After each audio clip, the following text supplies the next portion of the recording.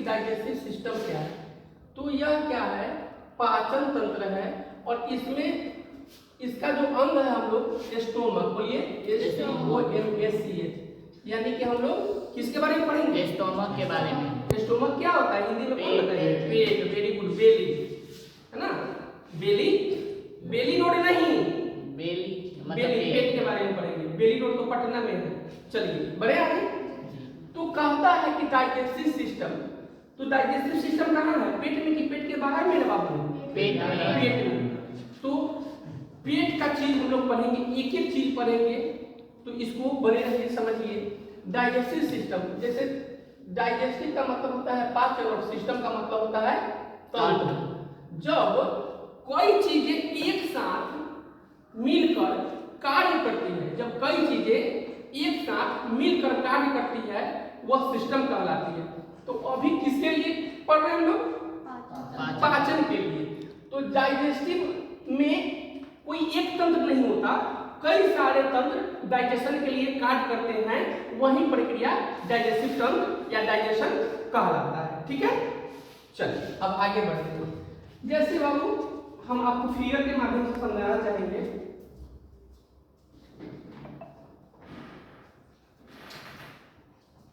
बउआ है, वहाँ भी बनाया हुआ है, समझिएगा। ये बाबू मुंह है, क्या है, मुंह है। मुंह। तो क्या हम लोग जो भोजन कर रहे हैं, क्या डायरेक्ट पेट में चल जा रहा है, नहीं, पहले मुंह में डालेंगे। जी। अब यहाँ से ये जो पाइप बाबू जा रहा है ना, इसको बोलते हैं ईसोफेगस, बोलिए तो ईसोफेगस। ईसोफेगस, ये समझिए, ये पाइप है, ये क्या है, पाइप अब है। यहाँ ऊपर मुंह बनाते हैं बाबू, ऊपर बनाते हैं मुंह, ऊपर क्या बनाते हैं बाबू, मुंह, और इसी में यह पाइप क्या हुआ है बाबू, ऐड हो गया, जुड़ा हुआ है। समझ रहे बात को। अब मुंह से खाना खाएं तो ईसोफेगस होते जो है इंटेस्टाइन में है, ठीक है, ईसोफेगस होते हुए कहाँ है, इंटेस्टाइन। लेकिन यूं ही नहीं, इसकी प्रक्रिया है। तो ये जो ईसोफेगस है, ये खोखला पाइप है, जिसके द्वारा हम लोग पानी, खाना पेट में आता है, इंटेस्टाइन में आता है।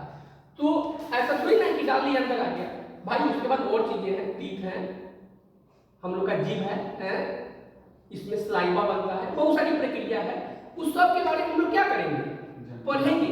और ये एक सिस्टम है, कई सारे सिस्टम है, दांत है, जीभ है, सलाइवा है, बहुत सारी चीजें हैं। तो ये सब मिक्सिंग करके सब हमारे डाइजेशन के लिए क्या करता है, कार्य करता है। तो अब जाकर के बढ़िया छोटी सा ये सब सारी चीजें हैं। तो कई सारे तंत्र मिलकर डाइजेशन का काम कर रहा है ना जी।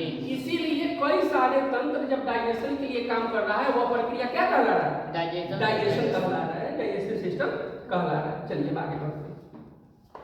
अब इसका मैंने बताया कि हम लोग का लैंग्वेज जो होगा, हिंदी और इंग्लिश दो लैंग्वेज होगा, हिंदी और इंग्लिश दो लैंग्वेज होगा।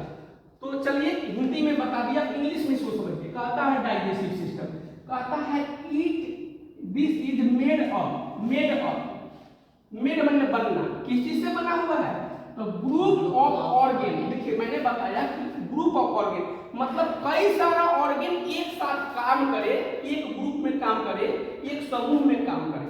तो क्या हम लोग जो खाना खा रहे हैं, क्या एक ही उसमें चीज काम कर रहा है, सिर्फ दांत, सिर्फ जीभ, कई सारा ऑर्गेन काम कर रहा है।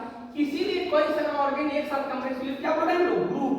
तो कहता है digestive system is made of group organ which main function is break down of food molecule.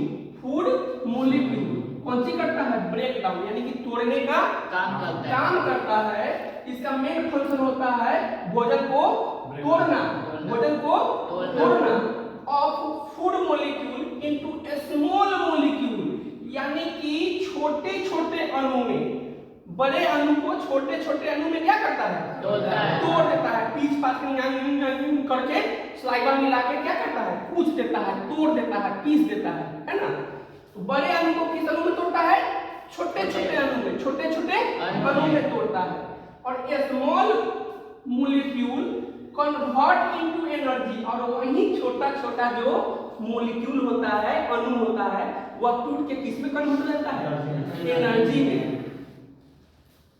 किसमें कन्वर्ट हो रहा है? एनर्जी में। और उससे हम लोग के शरीर को क्या मिलता है? ऊर्जा। क्या मिलता है? ऊर्जा मिलता है। ठीक है, अब इसको समझिएगा, क्लियर हो गया। हम लोग खाना खाते हैं, खाना खाने के बाद कई सारे ग्रुप में उनके जो पार्टिकल हैं, जो उनके एसेसरीज हैं, जैसे दांत, सलाइवा, टंग एक्सेट्रा, ये सब मिलके हमारे डाइजेशन के लिए काम करता है। जो बड़ा अणु होता है, बड़ा जो भोजन का जो बाइट होता है, उसको तोड़ तोड़ के छोटा अणु में कन्वर्ट करता है। उस छोटे अणु से हम लोग को क्या मिलता है? ऊर्जा मिलता है, जो हम लोग के शरीर के लिए महत्वपूर्ण है। ऊर्जा शरीर के लिए महत्वपूर्ण है। नहीं ऊर्जा मिलेगा तो हम लोग काम करेंगे? नहीं करेंगे।